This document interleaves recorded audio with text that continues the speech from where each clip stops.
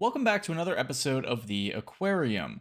I'm a little fish. Have you ever felt like you want to find true love, but apps like Tinder and Bumble that protect the safety of women just don't work for you? Is the swiping action just too gosh dang complicated? Do you want to know where your potential partner was on January 6th? Then it's time for a new mobile dating app experience. The all-conservative, invite-only app, The Right Stuff. When news of this app dropped a few months back, I gotta admit, I was skeptical, but then I saw their promo video. Hey guys, I'm Ryan. I've got to tell you about something I am so excited to announce. A dating app for all of us conservatives. It's called The Right Stuff, and it's launching this September. What I love most about it is that it's invite only, so not just anyone can join. Ah yes, a bar for entry. I'm sure it's to protect the app from dangerous and ill-intentioned men, right? I also love this narrative that finally conservatives have a dating app. Like, if all the corporate bros and fish-wielding men that I've seen on dating apps are liberal, then what the fuck am I? Bernard, Vermont's finest senator, Ben's best, Bernie's yearning Sanders? Huh? First of all, it's free to use. And for my ladies, you'll never have to pay because we all get premium subscriptions for simply inviting a couple friends.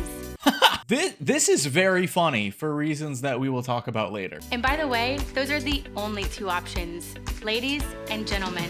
Man, conservatives really truly care about one thing, and it's whether or not you have a dick. That's all. That's all they care about. That's it. So old, so tired. Please let it die. Let me die, actually. It's time. The Right Stuff is all about getting into the right dating pool with people who share the same values and beliefs as you. You'll start off by building your perfect profile. No pronouns necessary. Oh, okay, so it is a progressive app. You know, they don't care what your pronouns are. Okay, don't tell them. Time for the spec ops they thems to roll through the app. Time for some neo-pronoun spies. Our prompts give you the opportunity to let people know various sides of you. So remember, be authentic and creative. Alexa, change the president. Oh my god. Be authentic and creative. We want to know your most recent shower thought, the biggest risk you've ever taken, and your favorite liberal lie. The biggest risk I've ever taken was on the steps of the US Capitol. We're sorry that you've had to endure years of bad dates and wasted time with people that don't see the world our way, the right way. Again, this is funny for later. Nope, no wasted time on this app, that's for sure. Also, the right way? I know it's a play on words, but you can't be white, dressed in white, with a white background, talking about your white people app, and say that your way of living is the right way. No. So the rest of this video is mostly going through how the app works, how to set up dates, etc., and then ends on this quote. It's that simple. So if you're a young conservative looking to amp up your dating life, go to joinrightstuff.com to gain early access. We need to get back to the right way of dating. See you there. So what do you mean, get back to the right way of dating? That's confusing to me. This is the same method of dating as the thing you're complaining about. Like, this is still dating apps and swiping, and like, is it just the conservative thing?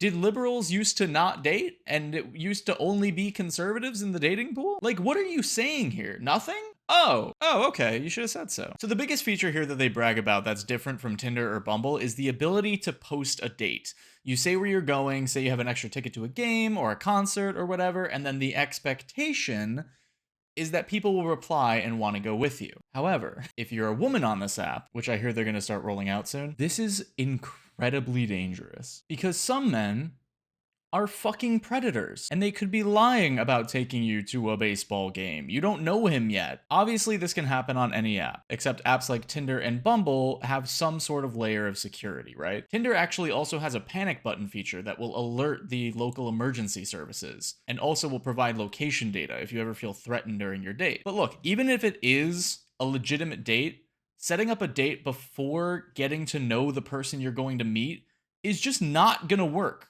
for most women in today's dating world. Because going on a date with a total stranger that you've never met before can be fucking terrifying. And having the man in the situation be in control of the where, the when, and the how is incredibly unsafe for the woman in that situation. Not to mention this sense of obligation if tickets or money are involved, which is like such a weird amount of pressure to put on a first date. Now, you might be sitting there saying like, I would never do anything to make a woman feel unsafe. I'm a stand-up guy. That's great, man. Congrats. You meet the bare minimum requirement to not being in fucking prison. But you can't force people to date the way you want them to. And women, by and large, are going to avoid this app because there's literally no protection or consideration for their safety anywhere on this app whatsoever. And they have been.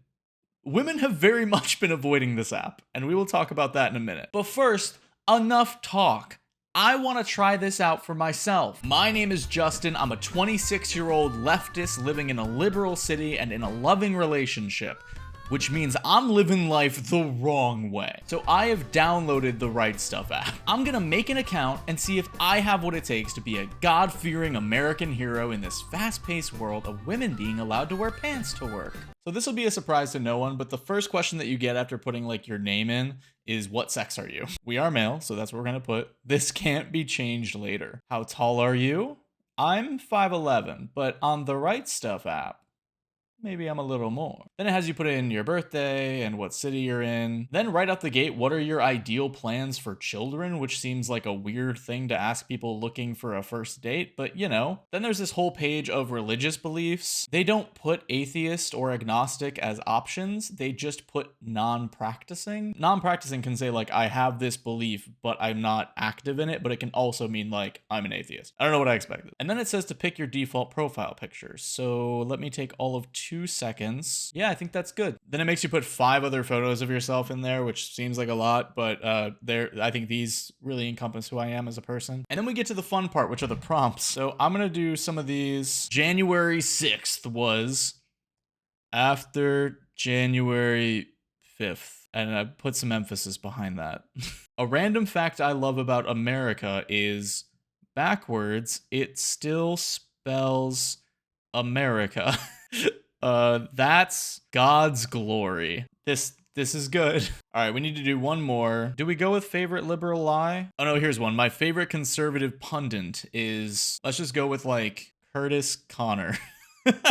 Sorry, Curtis. And there it is. Invite required. Oops. Yeah. So I looked into it a little bit, and literally the only way to gain access to the app right now is to have somebody else who already uses the app to let you onto the app. Not doing that then. But anyway, we don't need to go on the app to know what people think of it. It's been made evident by pretty much every single review of the app that there are no women at all, which is very funny. These days, it's hard to find a woman who values my patriotism, my faith.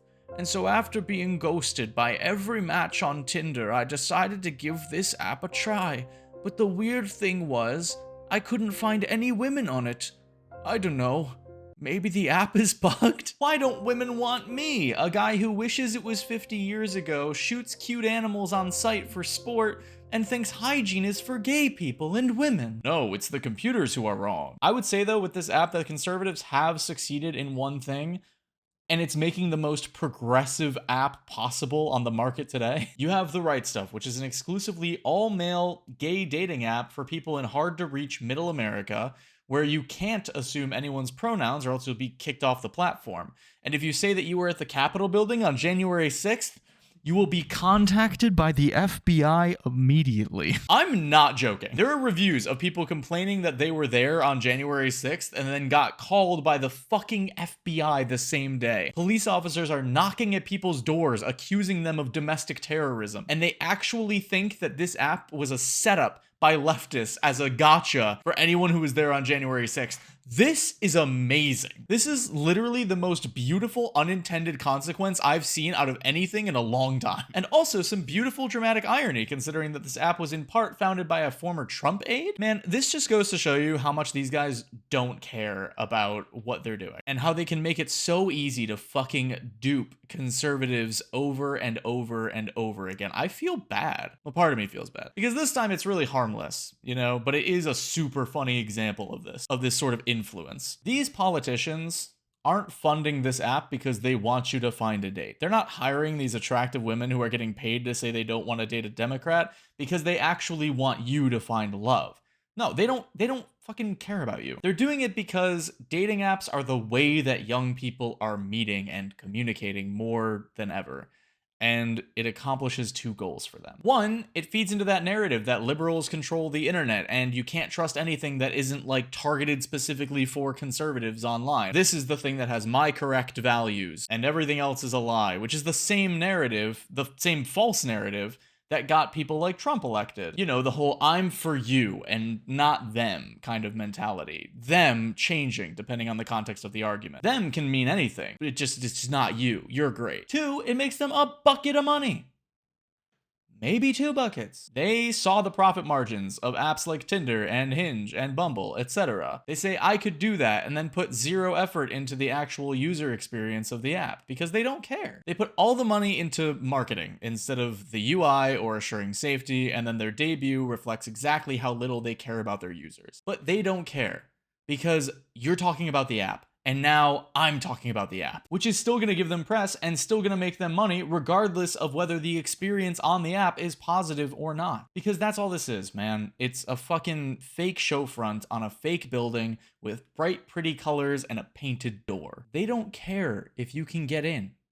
They care that you paid the price of admission. So in short, if you want to find a woman to date, you gotta go where women are. Because as evident by the reviews of this app, that ain't here. And if you're more into traditional dating and finding the love of your life in a more organic way, there's literally absolutely nothing wrong with that. Just don't use apps. Online dating can be a callous place just by the pure nature of the apps and how the entire UI is based on making split-second decisions. So if that's not for you, don't use them. But please don't think that any specialized niche dating app isn't going to function like every other dating app, because it is. In this case, it's worse and less safe. But it's not going to be a better user experience for you just because the creators follow your political beliefs. Something to think about. So let me know how funny you think this enormous failure of a business venture was in the comment section down below. I still can't believe this is real, honestly. And I still think that whether this was all a big prank or not, it is a prank on anyone who thought this app was going to be a legitimate success. So, you know, that's good enough for me. Like this video if you liked it, subscribe if you have not done so already. Make sure to hit that bell so you're notified every single time I upload a new video. Keep the discussion going down in the comments below, and I will see you all next time. Goodbye.